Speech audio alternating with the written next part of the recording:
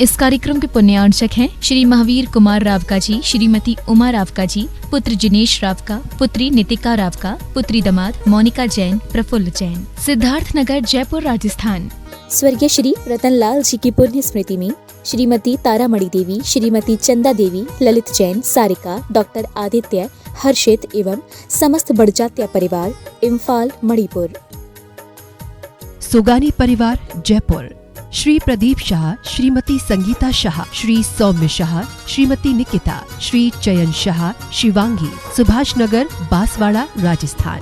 श्रीमान मोहन लाल जी गदिया, श्रीमती भंवरबाई, पुत्रवधू। श्री पदमचंद गदिया, श्रीमती विमला, पुत्र पुत्रवधू। श्री नरेश कुमार, श्रीमती राजुल, पुत्र पुत्रवधू। श्री जय कुमार, श्रीमती मटरा, पुत्र पुत्रवधू। श्री कमल कुमार, रेणु, पुत्र पुत्रवधू। पौत्र पीयूष कुमार, पंकज, अरिहंत, अंकित, आदित्य, पौत्रवधू। श्रीमती इंदिरा, शिल्पी, ऋचा, प्रियंका, दिव्या, आभा एवं समस्त गदिया परिवार, भीलवाड़ा, राजस्थान। श्रीमान त्रिलोक चंद जी गंगवाल, श्रीमती कांता, श्रीमान अशोक, श्रीमती शकुंतला, पुत्र पुत्रवधू। श्रीमान अमित, शालिनी, पुत्र पुत्रवधू। श्रीमान प्रतीक, मोनिका, पौत्र पौत्रवधू। सुश्री तनुश्री, रिद्धि, अतिशय, रिजुल एवं समस्त गंगवाल परिवार, भीलवाड़ा, राजस्थान।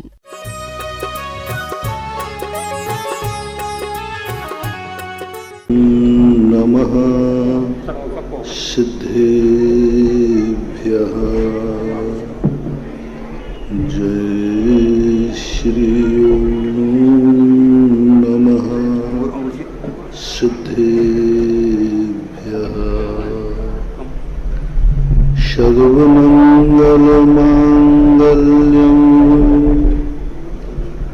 सर्वकल्याणकारकम्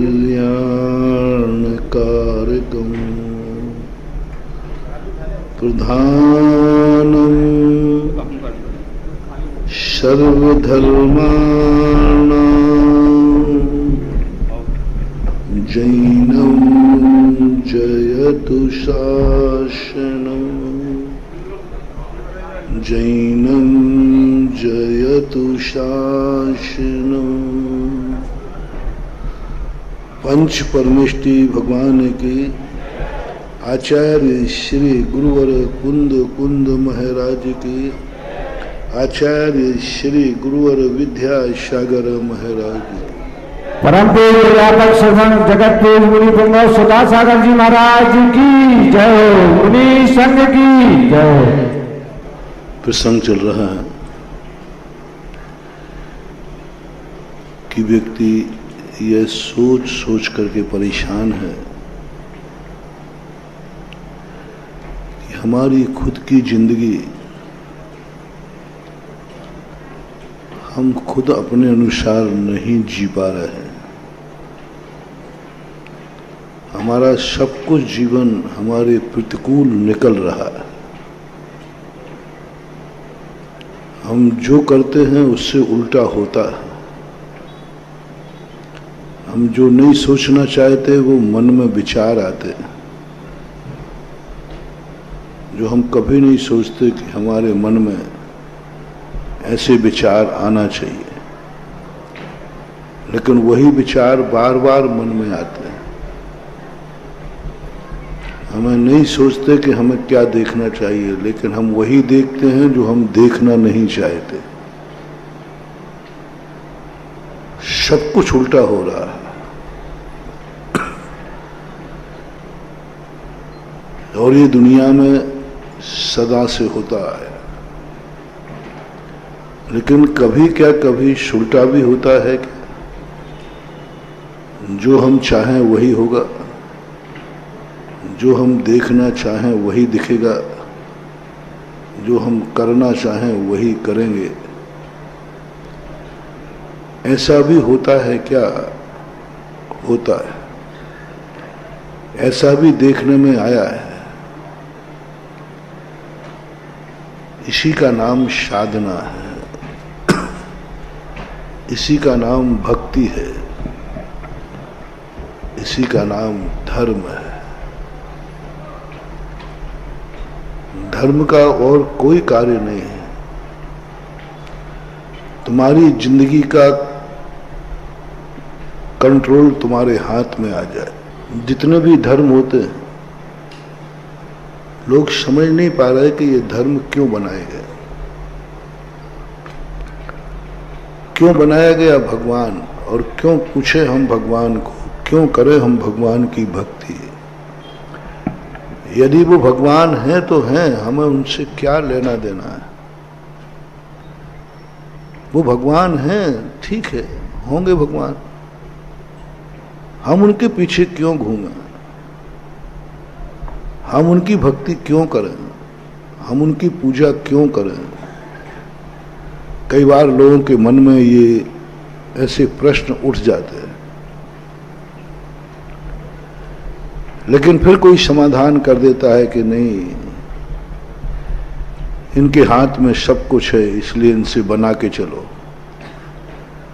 भगवान के हाथ में सब कुछ है, इससे इनको प्रसन्न करके चलो। तो व्यक्ति फिर खुशामद करने लग जाता है, कभी पूजा के नाम पर, कभी भक्ति के नाम पर। यह भी व्यक्ति की बहुत बड़ी भूल है, क्योंकि भगवान यदि खुशामद से प्रसन्न हो जाए तो ना जाने कितने पापी भगवान को ठग लेंगे। भगवान सर्वज्ञ, उसको क्या खुशामद करोगे, उसको क्या ठगोगे। तो वो ठगा जाने वाला है ही नहीं। दूसरे प्रसंग आते हैं कि किस लिए भगवान हमें कोई रास्ता दिखा दें, कुछ नहीं, ये सब चीजें व्यर्थ है। भगवान के भरोसे कभी जिंदगी मत छोड़ना, नहीं तो नैया डूबेगी तुम्हारी। किसी किनारे पर बैठे हुए व्यक्ति का विश्वास कर लेना, यदि तुम नैया डूब रही है तुम्हारी, तो उसको चिल्लाओगे तो वो तुम्हें फिर भी नदी में कूद करके बचा लेगा। लेकिन भगवान के भरोसे तुमने जिंदगी छोड़ दी, तुम डूबोगे। भगवान कभी नहीं बचा सकता। भगवान हमारी जिंदगी में कभी काम नहीं आएगा, कभी काम नहीं आएगा। बिल्कुल कि ये सारी बातें बहुत रहस्यमयी हैं। सारी दुनिया का हर व्यक्ति हमारे काम आ सकता है, लेकिन भगवान काम नहीं आएगा। सारी दुनिया तुम्हारे लिए कुछ सहयोग दे सकती है, भगवान सहयोग नहीं देगा। सारी दुनिया पे भरोसा कर लेना, लेकिन भगवान पे भरोसा मत करना, क्योंकि भगवान भरोसे की चीज है भी नहीं। बहुत ऊंचाई पे है भगवान, तुम बहुत नीचाई पे हो। बहुत पवित्र है भगवान, तुम बहुत गंदे हो। बहुत महान है भगवान, तुम बहुत निकृष्ट हो। महान आत्मा इस गंदगी में उतरेगा तुम्हें बचाने के लिए। पवित्र आत्मा है, तुम जैसे पापियों को बचाने नीचे आएगा।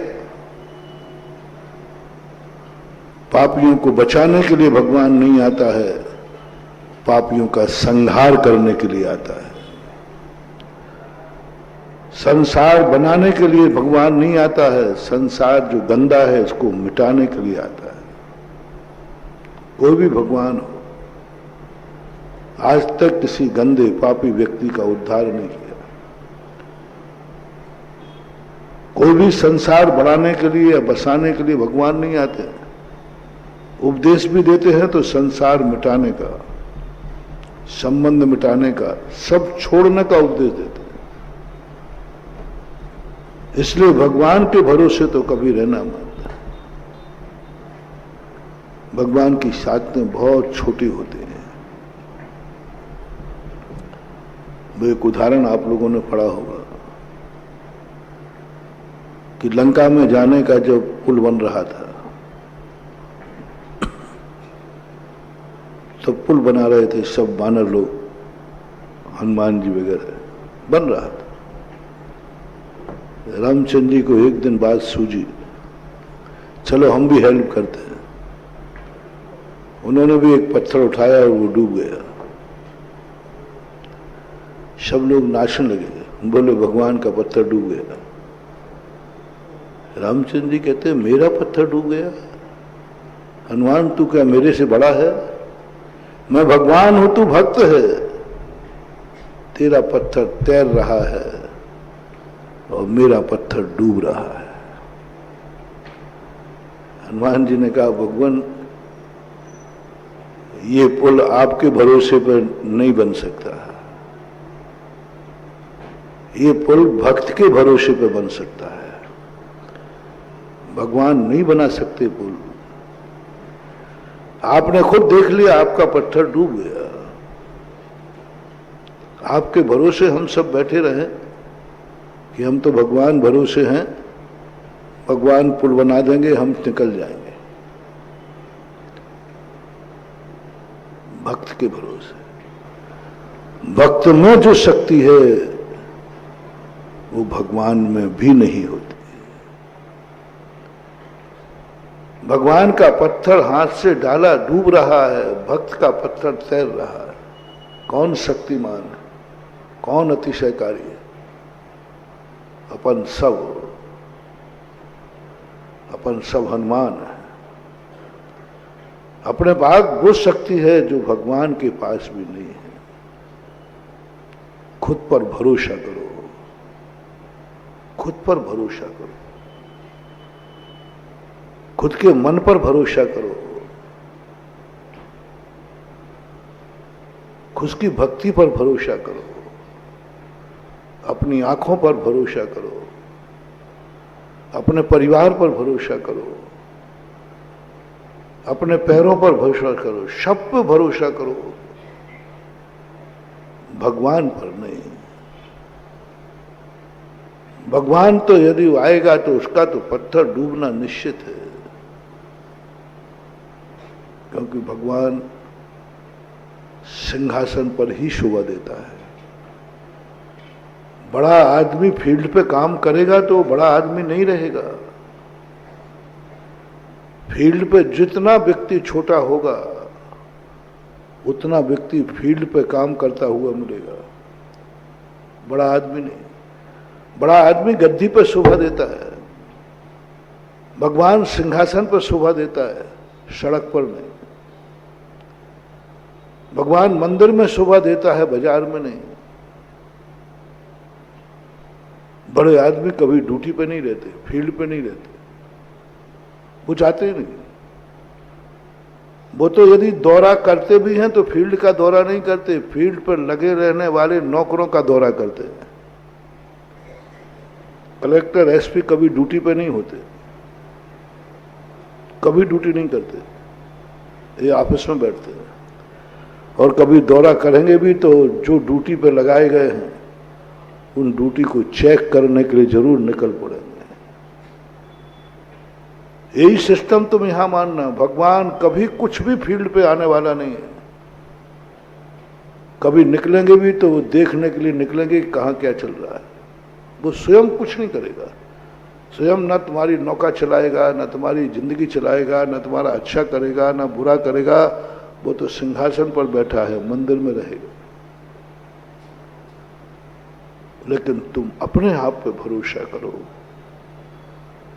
मेरे मन पर भरोसा करो कि मेरे मन में जो बात आई है कभी गलत हो नहीं सकती। आपको अपने खुद पर कितना भरोसा है। और जो अपनों पर भरोसा, जिसका स्वयं के ऊपर भरोसा नहीं है, उसे भगवान के भरोसे से कोई फर्क नहीं पड़ने वाला। मर जाओ, कुछ भी कर लो, भगवान कुछ भी नहीं करने वाला। पहले ये तुम बताओ तुम्हारा खुद के ऊपर कितना विश्वास है। तुम्हारी खुद की दृष्टि में तुम क्या हो, तुम्हारी दृष्टि बताओ। तुम एक दिन हमने प्रवचन दिया था ना, अंदर जब प्रवचन थे, तुम्हारी दृष्टि में तुम्हारी कीमत कितनी है, तुम्हारी दृष्टि में तुम्हारी इज्जत कितनी है। तुम अपने आप को कितना मूल्यवान मानते हो। खुद एक दिन बैठकर स्वयं का मूल्यांकन करो। दुनिया से मत पूछो, दुनिया से मत पूछो। तुम बताओ तुम्हारी जिंदगी कितनी मूल्यवान है और तुम अपनी जिंदगी से कितने खुश हो। कितने खुश हो, तुम्हारी जिंदगी है। क्या तुम्हें गर्व है कि मेरा जीवन है? क्या तुम्हें अपनी जिंदगी पर गर्व है?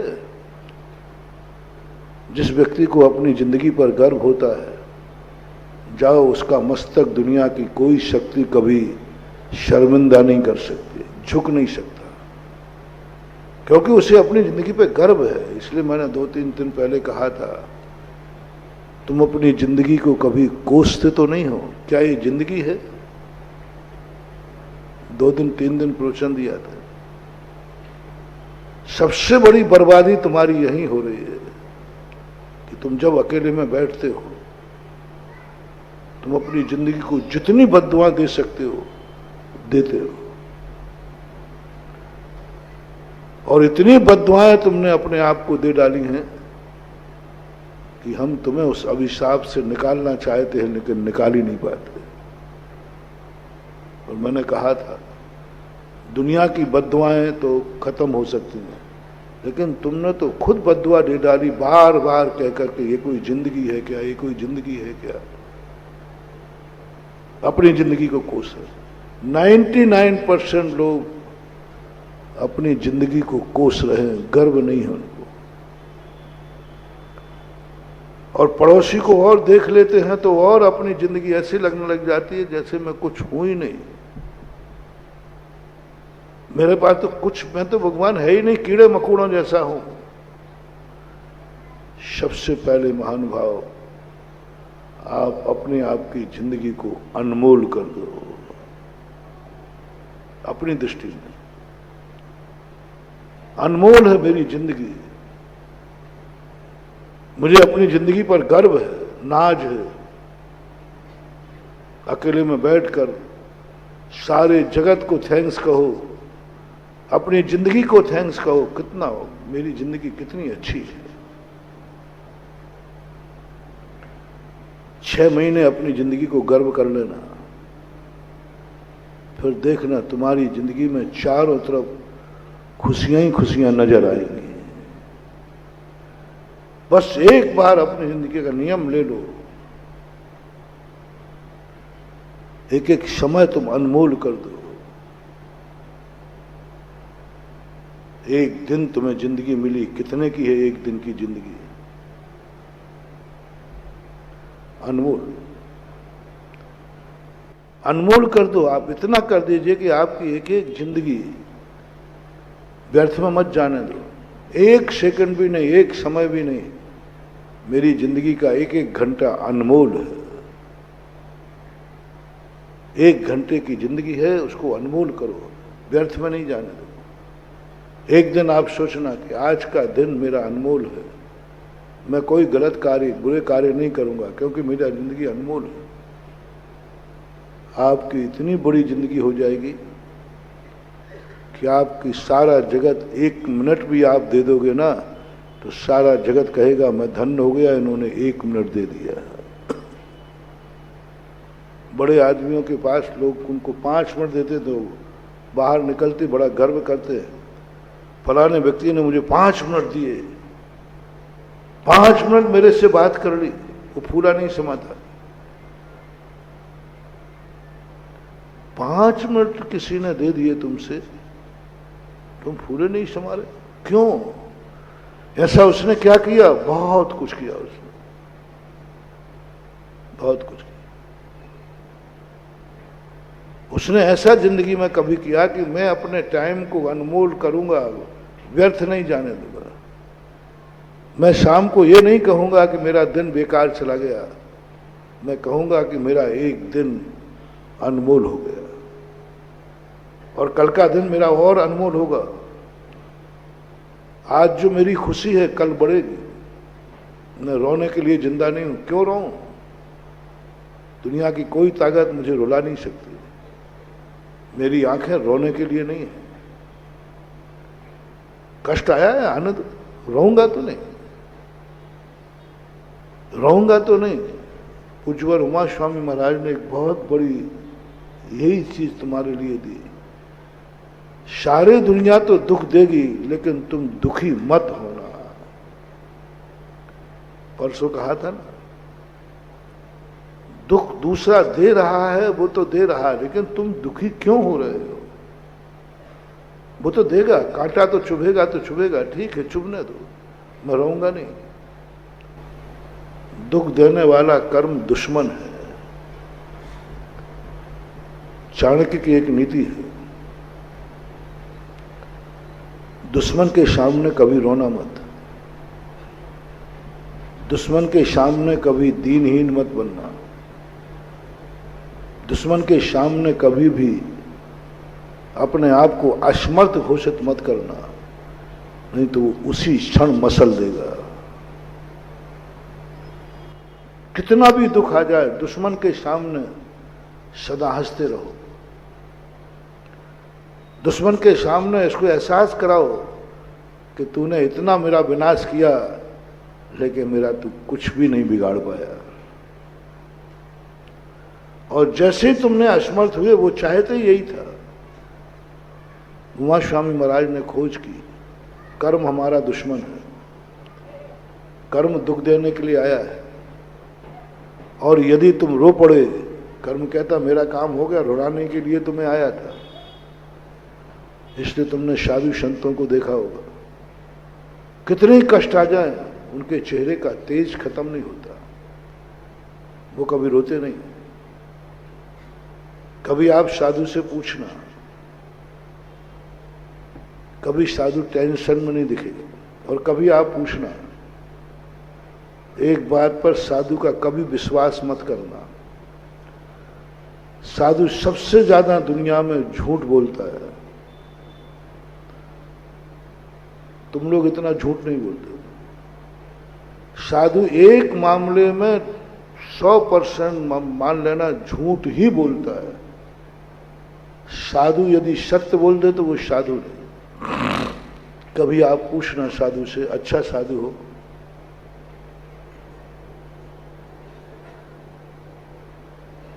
तुम्हें किसी ने कहा कि साधु का स्वास्थ्य खराब है, तो तुम चले जाना, ठीक है मैं महाराज से पूछ के आता हूं। आप लोगों की आदत भी है, किसी का स्वास्थ्य खराब हो तो पूछने पहुंच जाते, क्यों साहब मैंने सुना आपकी तबीयत ठीक नहीं है, ऐसे ही महाराजों के पास पहुंच जाते। महाराज जी तबीयत कैसी है? ठीक है। कैसे हो महाराज? साधुओं का एक पैटर्न है, ठीक है। तुम लौट के वापस चले गए। बोले सब झूठ बोलते, मैं खुद साधु से पूछ के आया हूं और महाराज ने क्या कहा है? ठीक हो। यदि यहां तुमने महाराज की वाणी पर विश्वास कर लिया, साधु को खो दोगे। साधु के संबंध में, स्वयं के कष्टों के संबंध में यदि साधु की बात पर विश्वास कर लिया, साधु को खो दोगे। साधु चला जाएगा, मर जाएगा। कभी भूल कर विश्वास मत करना। साधु को जब कष्ट महसूस हो तो साधु से कभी मत पूछना, विश्वास ही मत करना। हाथ लगा के देख लेना।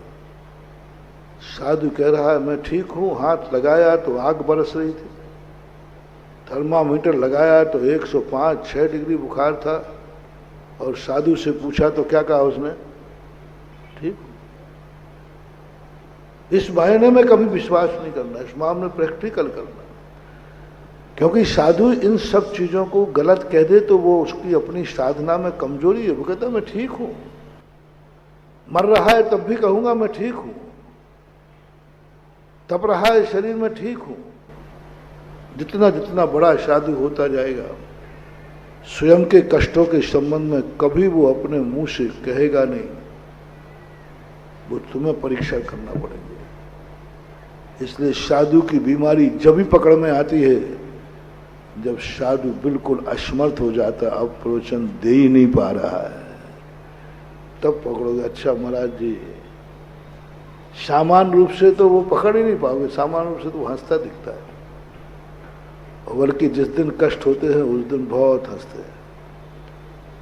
हमारे गुरुजी की एक बहुत बड़ी बात ये है, जिस दिन महाराज टेंशन में होते उस दिन सुबह से सबको हंसाते हैं, खूब हंसते हैं। तो अपन समझते हैं कि आज महाराज बहुत प्रसन्न है, प्रसन्न नहीं, आज गड़बड़ है, क्योंकि आज आचार्य जी बहुत हंसा रहे। सुबह से जाते ही पहुंचेंगे, कोई हंसी मजाक करेंगे, वो भी खूब हंसेंगे, सबको करेंगे। तो पहले हम लोग समझते नहीं थे, यही समझते थे कि साधु बड़े प्रसन्न है, महाराज बहुत खुश है, सबको हंसा रहे, अपन भी हंस रहे। लेकिन जब परीक्षण किया, देखा तो वो तो उल्टा मामला था। और जिस दिन साधु खुश होता है, प्रसन्न होता है, उस दिन किसी से बात नहीं करना। हम लोग भी कुछ कहे, इसका अर्थ है आज साधु अपनी मौज मस्ती में है, वो किसी से बोलना नहीं चाहता है, एकदम शांत सीरियस, कोई बोलने का मन नहीं है। बात तुम क्या समझोगे, आज महाराज जी का दिमाग ठीक नहीं, आज महाराज जी का दिमाग ठीक नहीं है, किसी से बोल ही नहीं रहे, किसी को आशीर्वाद नहीं दे रहे हैं, किसी की तरफ देख नहीं रहे हैं। मानवा समझ लेना, आज साधु बहुत आनंद में है, और वो आनंद लेना चाहता है, समय बर्बाद नहीं करना चाहता है। और जिस दिन तुम्हारे साथ कोई मनोरंजन की बात कर रहा है, समझ लेना साधु को कोई टेंशन है, उस टेंशन को भुलाना चाहता है, उस टेंशन को हंसी में निकालना चाहता है, वो टेंशन का दिन हंसते हंसते गुजारना चाहता है। इसलिए प्रतिकूल परिस्थितियों में साधु सावधान रहता है, अपने आप को खुश करने का प्रयास करता है।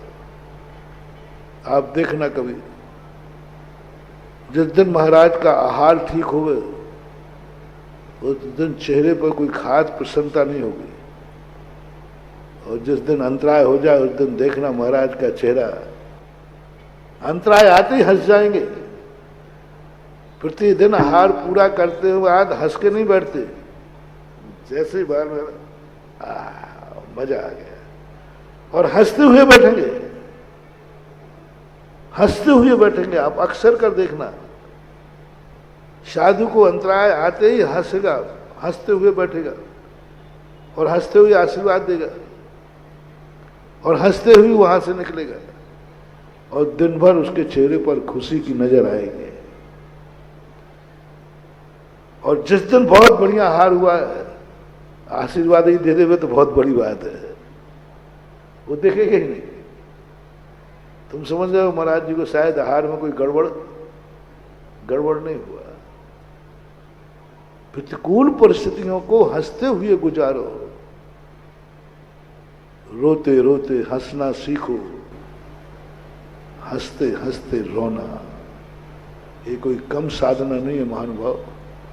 भले ये गाने के रूप में आ गया, लेकिन हमारे शास्त्रों की ऋचाओं में ये सूत्र है,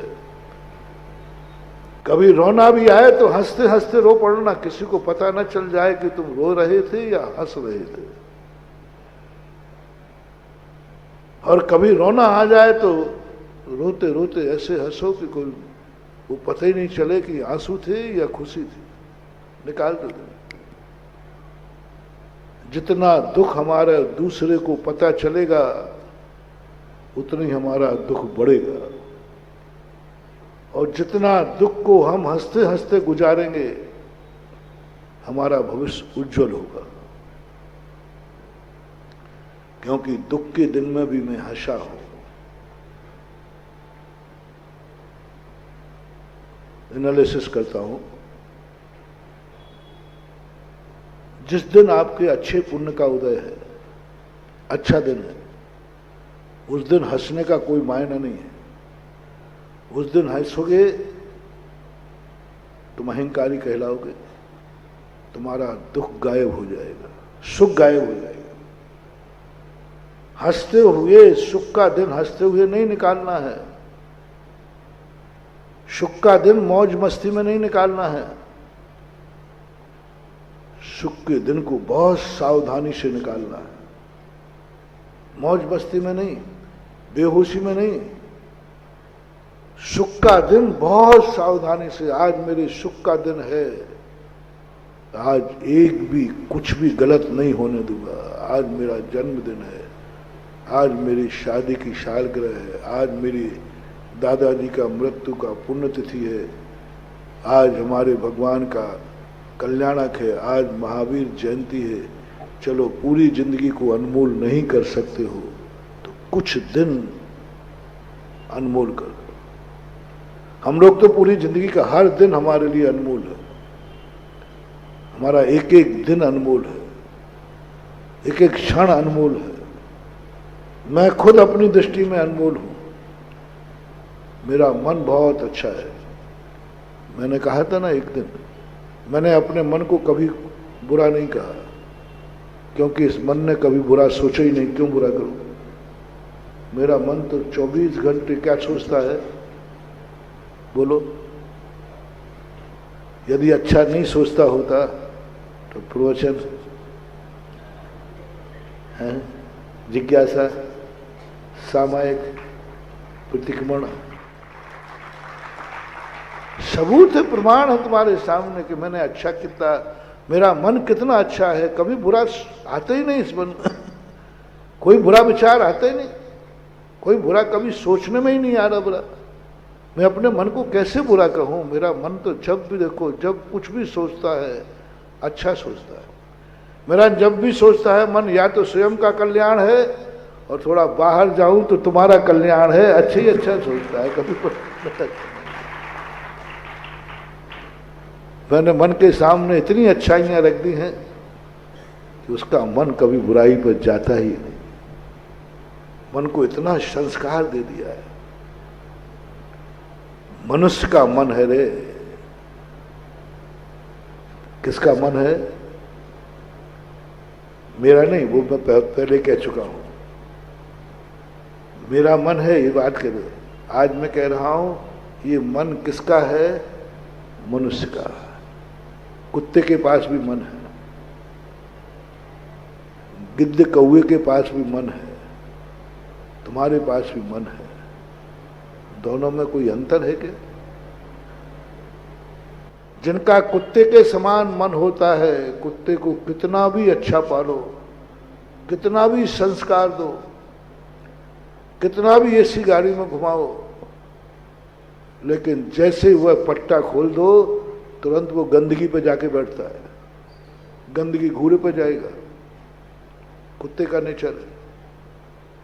थोड़ा सा ऐसे छोड़ दो, गिद्ध कितना भी ऊंचा उठ जाए,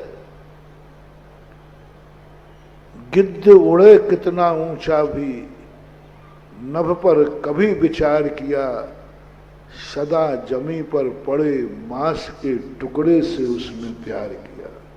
इतना ऊंचा उठा भी वो गिद्ध, सबसे ऊपर गिद्ध पक्षी उड़ता है, लेकिन वो ऊंचाई पर किस लिए उड़ता मालूम?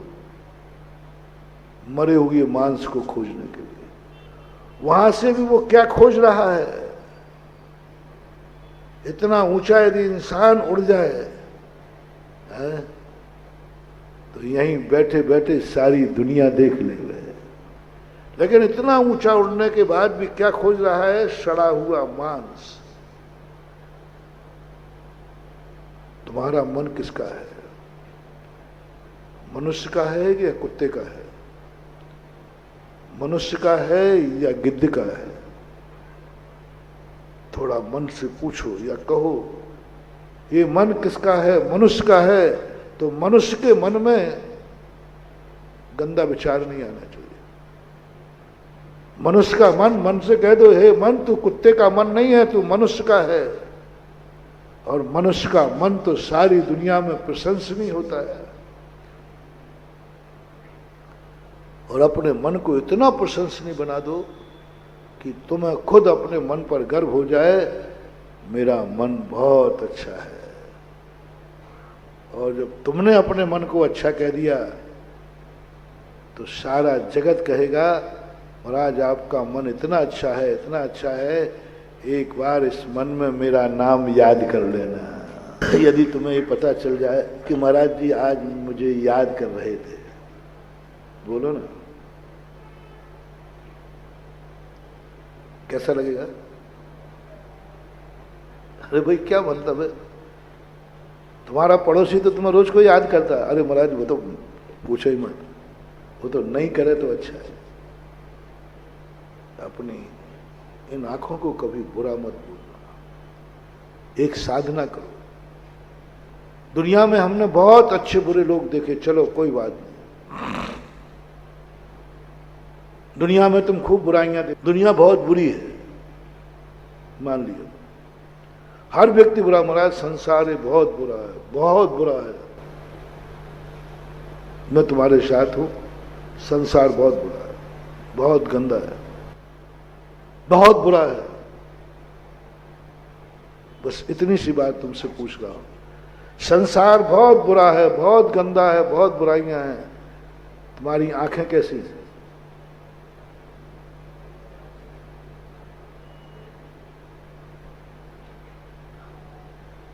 ये तो तुम्हारी है ना, कैसी है? पूछ लो, ऐसे कहने से मतलब नहीं चलेगा, पूछ लो अपनी आंख से, देखो तुम्हारी आंख कैसी है?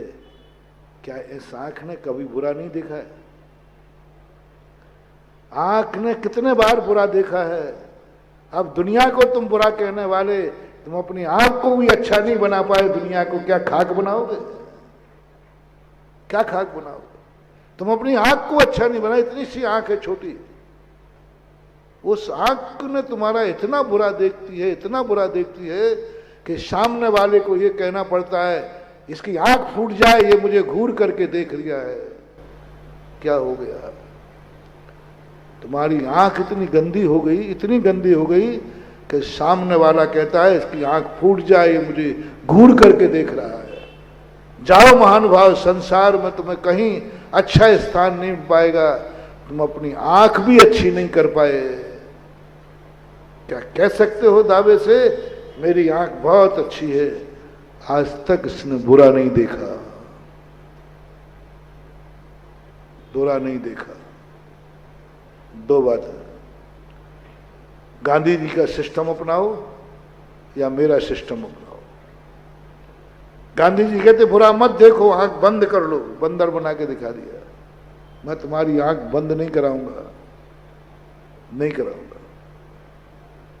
महावीर अपने भक्त की आंख को बंद नहीं कराते, वो कहते हैं मुझे विश्वास है मेरी आंख, मेरे भक्त की आंख कभी गंदगी होती नहीं, वो जो भी देखेगा अच्छा देखेगा,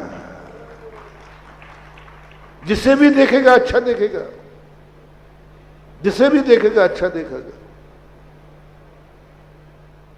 जिसे भी देखेगा अच्छा देखेगा, बुरा देख ही नहीं सकता। क्या तुम दावा कर सकते हो मेरी आंख ने कभी बुरा नहीं देखा? बुरा देखने का एक ही थर्मामीटर है, जिस चीज को आप देख रहे हो किसी का डर तो नहीं लग रहा है। मैं एक थर्मामीटर दिया था कुछ दिन पहले, आपकी आंख अच्छा देख रही कि बुरा? जिस चीज को देख रही है उसको देखते समय तुम्हारे मन में डर तो नहीं लग रहा कहीं मम्मी पापा ना देख लेना? इसका अर्थ है तुम्हारी आंख बुरा देख रही है, क्योंकि तुम किससे डर रहे हो?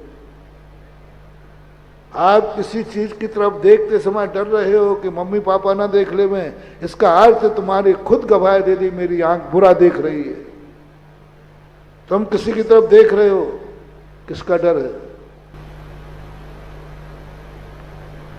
आप लोग बोल दो तो थोड़ा मुझे बोलने में ठीक नहीं लग रहा है। पत्नी का डर लग रहा है, कहीं तुम देख रहे होगे तो देखना है। पत्नी तो क्यों, क्या कर रहा है? अरे कुछ तो नहीं, ये रटा हुआ शब्द है आपका, और आप एकदम कांप जाएंगे। तुम्हारी आंख तुम्हारी पत्नी की दृष्टि में इतनी गंदी है कि तुम उससे भी डर रहे हो, तुम बेटे से डर रहे हो, तुम बिटिया से डर रहे हो, तुम माँ बाप से डर रहे हो, गुरु से डर रहे हो, भगवान से। तुम्हारी एक एक चीज देखने में तुम थर थर कांप रहे हो, इसका अर्थ तुम्हारी आंख बुरा देख रही है। अच्छा देखते समय ये भाव नहीं आता है, कौन किसी का डर नहीं लगता। किसी चीज को देखते समय अरे महाराज देख लेंगे, देख लेना, तो मैं तो भगवान का दर्शन ही तो कर रहा हूं, और क्या कर रहा हूं। निडर हो जाए, किसी को भी देखो तुम्हारे लिए कहीं से डर नहीं लगना चाहिए, ऐसी आंख बना लो महानुभाव, सारा जगत अच्छा हो जाएगा, सारे जगत की दुनिया अच्छी हो जाएगी। सृष्टि बुरी नहीं है, दृष्टि बुरी है। सृष्टि बुरी नहीं है, बुरी क्या है? दृष्टि बुरी। संसार बुरा नहीं है, हमारी दृष्टि बुरी, हमारा सोच बुरा है। इसलिए कभी अपनी आंखों के ऊपर गर्व करो कि मेरी आंख बहुत अच्छी है, और उन क्षणों को नोट कर लेना जिस समय तुम्हारी आंखों पर तुम्हें गर्व हुआ हो। जब गर्व हुआ, किसको देखने के बाद ऐसा लगा आज मेरा जीवन धन्य हो गया, और इन आंखों को थैंक्स कह देना, थैंक्स कह देना। इन आंखों को एक बार आशीर्वाद दो खुद का, इन आंखों को थैंक्स कहो कि हे आंख तुझे धन्यवाद, आज तूने जो दिखा दिया मेरा जीवन धन्य हो गया, इतनी अनमोल चीज तूने दिखा दी मुझे। धन्यता की, डर की अनुभूति नहीं, भय की अनुभूति नहीं, एक आनंद की लहर दौड़ जाए। उन क्षणों को नोट करना, उस समय जो तुम्हारे लिए आंख का मूल्य पता चलेगा, उस समय आभार व्यक्त कर देना। किसका? आंख का। हम लोग दिन भर आभारी मानते रहते, जैसे हम लोग चलते हैं, कोई छोटा सा जीव जो देखने में नहीं आ रहा था एकाएक दिख जाए, हम लोग तुरंत आंख को धन्यवाद देते हैं। आंख धन्यवाद, आज तूने मेरा मुनि व्रत बचा लिया और उसकी जिंदगी बचा ली। यदि तू नहीं होती, आंख नहीं होती तो वो जीव मर जाता, आज उसकी जिंदगी बच गई। आंखों पर गर्व, और जिस दिन तुम्हें अपनी आंखों पर गर्व हो जाएगा, लोग तरस जाएंगे, लोग कहने लग जाएंगे। एक बार तुम आंख उठा के किसी को देख लोगे, उसका जीवन धन्य हो जाएगा, आज इन्होंने मुझे देख लिया, आज उन्होंने देख लिया। साधु संत की आंख जिसके ऊपर उठ जाए, भक्त धन्य हो जाता है। ओहो, आज महाराज की दृष्टि मेरे ऊपर पड़ गई, दिन भर फूला नहीं समाता, आज महाराज की दृष्टि मेरे ऊपर पड़ गई, क्योंकि वह दृष्टि, वह आंख कितनी पावन है। ऐसा ही अपनी जिंदगी के हर शब्द के ऊपर अपनी जिंदगी का मूल्यांकन करो। तुम्हारे शब्दों की कितनी कीमत है, कितना कीमत है तुम्हारी दृष्टि में।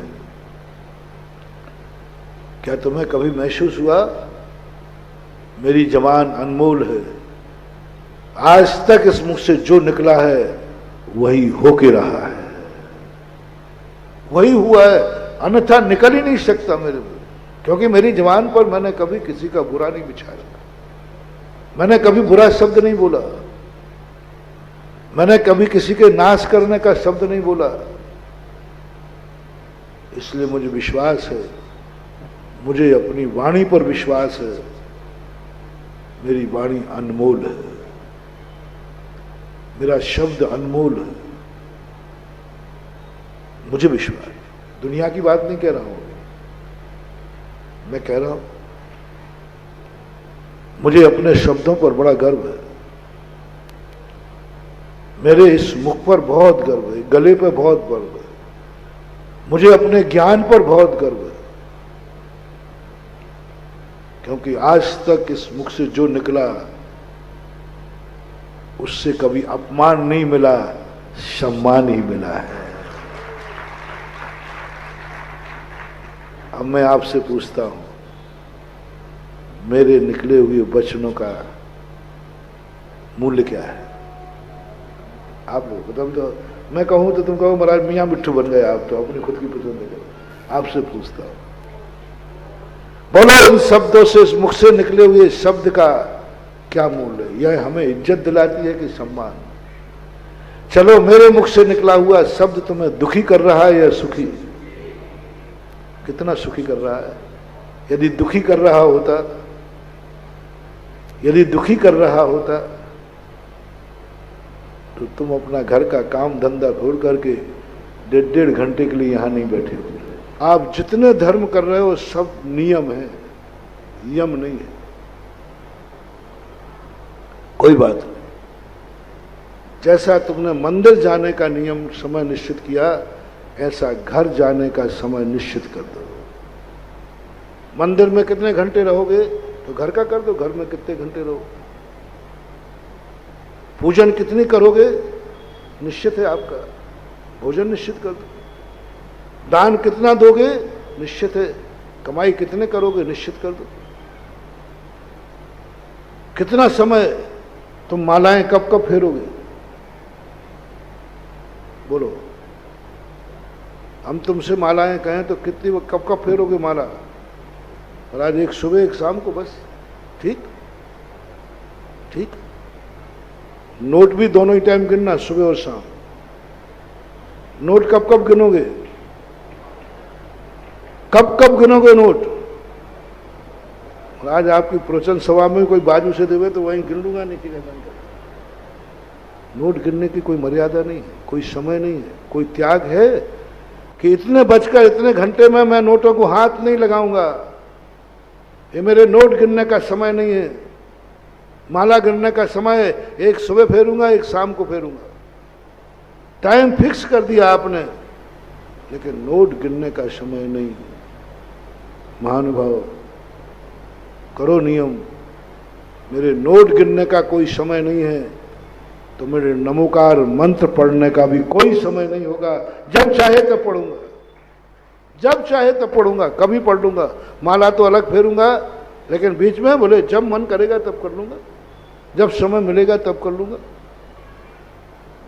2 दिन पहले का प्रवचन तुम्हें याद होगा कि हर क्रिया में आपका अलग अलग धर्म है। नित्य नियम की पूजा तुम कर रहे हो, उसका पुण्य इतना ही है, तुम्हारा खर्चा पानी चलता रहेगा। ये सारे पुण्य मैंने बताए थे। एक पुण्य उस समय रह गया था, समय आकस्मिक संकट। एक नियत संकट आते। आपको मालूम है कि हमारे जीवन में एक बेटा बिटिया है, उसके लिए मुझे शादी ब्याह करने के लिए इतना रुपया चाहिए। वो आपको मैंने किससे दिलाया था? कभी साल भर में एक आध बड़ा विधान कर लिया करो। उस बड़े विधान से तुम्हारे ऊपर के खर्चे निकल आएंगे। और जिंदगी में एक ऐसा हर साल एक विधान जरूर करना है। वो मैं इसलिए नहीं करा रहा हूं कि तुम भूखे मर रहे हो, वो तो मैंने नियम दे दिया था। नित्य नियम पूजन करने वाला जो नियम ले लेता है, मैं निश्चिंत हो जाऊं, इसका रोजी रोटी चलती रहेगी। लेकिन और ऊपर से खर्चे चाहिए ना, ऊपर के खर्चे चाहिए। इसलिए मैंने आप लोगों को हर स्थान पर ये नियम बना दिया कि साल भर में एक बार असीम भक्तांबर तुम्हें करना ही है। टेक टू आर्डर, सबको आदेश है, करना ही, भी मत लगाना। ये मैंने इसलिए नहीं किया कि भगवान को भक्ति कम पड़ रही है, मैंने इसलिए किया कि मेरे हर भक्त के पास 2 रुपया सदा ज्यादा रहे, जिससे वो ओवर खर्च भी कभी कर सके, शौक भी कर सके। थोड़ा शांत शौकत से, जैसे 2 पैसा हो कि शांत शौकत से भी अपनी जिंदगी जी सके। कभी जन्मदिन पर 4 रिश्तेदारों को बुला सके, कभी अपने बेटा बिटिया की शादी शान से कर सके, कभी थोड़ा सा महोत्सव मनाने का 4 लोगों के साथ उत्सव करने का भाव आवे तो कर सके। इतना तो इनके पास हो, वो कौन देगा? नित्य नियम पूजन नहीं, जो ओवर खर्चा करने की व्यवस्था करेगा, आपका असीम कालीन साल भर में जो भक्तांबर विधान किया है वो। वो भक्तांबर विधान, क्योंकि वो नित्य नियम में नहीं आता। नित्य नियम तो आप सुबह कर चुके हैं, नित्य नियम की पूजा तो आप कर चुके हैं, लेकिन ये ओवर पूजा। अब एक और प्रसंग छूट गया था, समय हो गया था, अभी भी हुआ जाता है। आकस्मिक खर्चा, आकस्मिक दुर्घटना, उसके लिए मैं क्या करूं महाराज? ये तो आपने बना ली, ठीक है मैं कर लूंगा, असीमकालीन भक्तांबर कर लूंगा, लेकिन आकस्मिक यदि बीमारी आ जाए, आकस्मिक कोई दुर्घटना हो जाए, उसकी पूर्ति कैसे करूंगा? सबसे बड़ी दुनिया में हर व्यक्ति के पास एक भय लगा रहता है आकस्मिक दुर्घटना का। नियत दुर्घटनाओं से तो वो निपट लेता है कि आएगा, मैं ये कर लूंगा, मैं ये कर लूंगा, लेकिन आकस्मिक घटना घट जाए, उसके लिए क्या करोगे? उसके लिए कौन सा पुण्य बांधूंगा? और ये आकस्मिक घटनाएं आती क्यों हैं? आकस्मिक घटनाएं उन्हीं के लिए आती हैं जिन्होंने धर्म का कार्य सीमित कर दिया है, समय बांध दिया, बस उसके बीच में फ्री है। इतने बजे मंदिर जाऊंगा, इतने बजे पूजा करूंगा, इतने बजे अभिषेक करूंगा, इतने बजे माला फेरूंगा, इतने घंटे महाराज के पास रहूंगा। ये जो तुमने सीमा बांध ली है ना, इससे नियतकालीन संकट तो टल गए, लेकिन आकस्मिक संकट तो आ सकता है। इसका निवारण करने के लिए एक उपाय है, नियत करने के बाद भी बीच में कभी कभी आकस्मिक पूजा कर लिया करो। आकस्मिक, सडनली मंदिर, नियम से नहीं, नियम से तो आप गए, सुबह गए, शाम को भी चले गए। सडनली एकदम दुकान पे बैठे थे, बोले क्या बात है? बोले मन कर रहा है कि आज एकदम जाके भगवान का दर्शन करके आऊं, बस ऐसा मन कर रहा है। सडनली, आकस्मिक। सुबह नहीं गए थे इसलिए नहीं, सुबह नहीं गए थे इसलिए दोपहर में जा रहा हूं, नहीं, सुबह गए थे, सब कुछ किया था, पर एकाएक दुकान पे बैठे हुए, एकाएक घर में बैठे हुए, एकाएक दोस्तों के बीच में बैठे हुए भाव आया, चलो क्या करना? बोले मंदिर जाने का भाव आ रहा है, मन में बहुत तलब लग रही है, प्रभु दर्शन कर लो। उस समय जो तुम मंदिर में पहुंचे, वहां की वर्णनाएं कह गए, क्यों? सुबह तो गए थे, बस भगवान यूं सडनली एकदम भाव आया कि मैं तेरा दर्शन करने जाऊं। उस समय जो पुण्यबंध होगा, वो पुण्यबंध कब आएगा? जब सडनली तुम्हारा गाड़ी जा रही होगी और एकाएक कोई जानवर आगे आ गया होगा और आगे का ब्रेक लगाया होगा, अब बचने की कोई गुंजाइश नहीं है। उस दिन वो सडनली पुण्य काम आकर के तुम सुरक्षित गाड़ी के नीचे से निकल आओ। सडनली एकदम, कोई दान देने का प्लानिंग नहीं थी, पहले से प्लानिंग बना लिया कि यहाँ पंचकर्णक आएगा, मैं इंद्र बनूंगा, मंदिर बनूंगा, ये करूंगा, सब कुछ नहीं। आप यूं गए थे और एकदम बोली लग रही थी, एकदम कोई प्लानिंग नहीं, कोई भाव नहीं था, सडनली आपने बोली ले ली एकदम। लोगों ने कहा आप तो, बोले एकदम कोई प्लानिंग, बोले नहीं, यूं बोली लग रही थी, बैठा भी यूं था, बोली लेने के लिए नहीं बैठा था, लेकिन बस भाव आ गया, मन कर रहा है ये बोली मैं ले लूं। सडनली, आकस्मिक, आकस्मिक दान दो। वो आकस्मिक दान वो काम आएगा जब तुम्हारे लिए कोई ऐसी बीमारी आ गई कि जिसकी तुम्हें संभावना नहीं थी, अब इसकी दवाई कहां से लाओगे? वो तुमने आकस्मिक दान दिया था, वो आकस्मिक पुण्य काम आएगा और कोई ना कोई ऐसा निमित्त बनेगा कि तुम्हारी दवाई कराने के पैसा तुम्हारे हाथ में आएगा। इसलिए नियत दान, असीम दान, और एक कौन सा दान हो गया? आकस्मिक। नियत धर्म, असीम धर्म और आकस्मिक। नियत मंदिर, अनियत मंदिर और आकस्मिक मंदिर। नियत स्वाध्याय, असीम स्वाध्याय और आकस्मिक, आकस्मिक स्वाध्याय। इस आकस्मिक स्वाध्याय के संबंध में, आकस्मिक धर्म के संबंध में मैंने बहुत बड़ा सोचा। इसमें गजब की ताकत है महानुभाव। नियत तो तुम इसलिए जाते हो कि तुम्हारा नियम है, क्योंकि तुम्हें डर है कि नियम तोड़ दूंगा तो दोष ज्यादा लगेगा, बिना मन के भी जाओगे। नियम लिए हुए में तुम बिना मन के मंदिर जाओगे, नियम लेने पर तुम बिना मन के माला फेरोगे। अब नियम तो है ही, फेरना तो पड़ेगी माला। लेकिन आकस्मिक जो तुम दर्शन करने जाओगे वो कभी बिना मन के हो ही नहीं सकता, क्योंकि वो आकस्मिक है।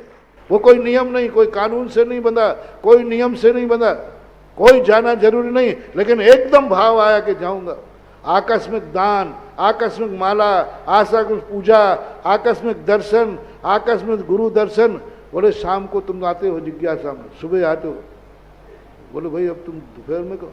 बोले बस महाराज जी एकदम भाव आया दोपहर में कि महाराज का दर्शन कराओ, एकदम भाव आया। वो अनियत जो आकस्मिक होता है उसमें बहुत विशुद्धि होती है, बहुत ताकत होती है। इसलिए अब हमने 3-4 दिनों के प्रश्नों में सब प्रकार के समाधान बता दिए और आपके सारे खर्चा पानी का इंतजाम कर दिया कि नहीं। रोजमर्रे का खर्चा नियत पूजा, कोई विशेष खर्चा असीमकालीन भक्तांबर, आकस्मिक खर्चा कौन सा आकस्मिक धर्म। यानी धर्म की अलग अलग क्वालिटी है। वही भक्तांबर तुमने आकस्मिक पढ़ा, वही भक्तांबर तुमने नियत पढ़ा, वही भक्तांबर तुमने असीम पढ़ा। भक्तांबर वही है, माला वही है, पूजा सब कुछ वही है, लेकिन सबके पुण्य बंध में अलग अलग लक्षण होता है। समय आपका हो गया। महावीर भगवान। इस कार्यक्रम के पुण्यार्चक थे श्री महावीर कुमार रावका जी, श्रीमती उमा रावका जी, पुत्र जिनेश रावका, पुत्री नितिका रावका, पुत्री दामाद मोनिका जैन, प्रफुल्ल जैन, सिद्धार्थ नगर, जयपुर, राजस्थान। स्वर्गीय श्री रतनलाल जी की पुण्य स्मृति में श्रीमती तारामणि देवी, श्रीमती चंदा देवी, ललित जैन, सारिका, डॉक्टर आदित्य, हर्षित एवं समस्त बड़जात्या परिवार, इम्फाल, मणिपुर। सुगानी परिवार, जयपुर। श्री प्रदीप शाह, श्रीमती संगीता शाह, श्री सौम्य शाह, श्रीमती निकिता, श्री चयन शाह, शिवांगी, सुभाष नगर, बांसवाड़ा, राजस्थान। श्रीमान मोहन लाल जी गदिया, श्रीमती भंवरबाई, पुत्रवधू। श्री पदमचंद गदिया, श्रीमती विमला, पुत्र पुत्रवधू। श्री नरेश कुमार, श्रीमती राजुल, पुत्र पुत्रवधू। श्री जय कुमार, श्रीमती मटरा, पुत्र पुत्रवधू। श्री कमल कुमार, रेणु, पुत्र पुत्रवधू। पौत्र पीयूष कुमार, पंकज, अरिहंत, अंकित, आदित्य, पौत्रवधू। श्रीमती इंदिरा, शिल्पी, ऋचा, प्रियंका, दिव्या, आभा एवं समस्त गदिया परिवार, भीलवाड़ा, राजस्थान। श्रीमान त्रिलोक चंद जी गंगवाल, श्रीमती कांता, श्रीमान अशोक, श्रीमती शकुंतला, पुत्र पुत्रवधू। श्रीमान अमित, शालिनी, पुत्र पुत्रवधू। श्रीमान प्रतीक, मोनिका, पौत्र पौत्रवधू। सुश्री तनुश्री, रिद्धि, अतिशय, रिजुल एवं समस्त गंगवाल परिवार, भीलवाड़ा, राजस्थान।